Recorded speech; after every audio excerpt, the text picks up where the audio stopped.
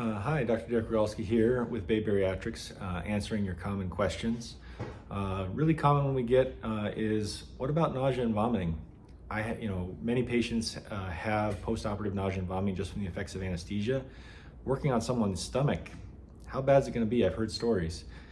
So, nausea and vomiting are extremely common after many types of surgery, and probably the most common reason that patients stay like an extra night in the hospital with bariatric surgery.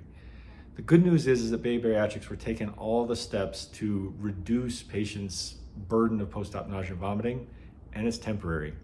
So we have a cocktail of medications that we administer before surgery. We've worked with our anesthesia department to minimize opiates and many other medications that induce nausea. And I honestly would have to say many of our patients are surprised that they do better from a post-op nausea standpoint than they did with other surgeries. It's a real concern. We need people to stay hydrated after surgery. We're operating on the stomach, and so some nausea is common. But you will have medications both before surgery, during surgery, after surgery, and when you go home to address it. For the vast majority of patients, they're sort of out of the woods with nausea within 24 to 48 hours. Patients who have persistent nausea, sometimes that's a clue that they're eating or drinking too quickly.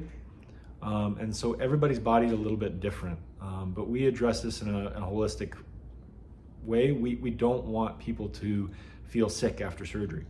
And while this is common after surgery, we have a real laser focus on making sure that we minimize it as much as possible. We're using some of the newest and best medications out there for it with really good results. So if you've struggled with nausea with other surgeries, please let us know. And if there's certain medications that either work for you or don't work for you, we'd love to help people with that.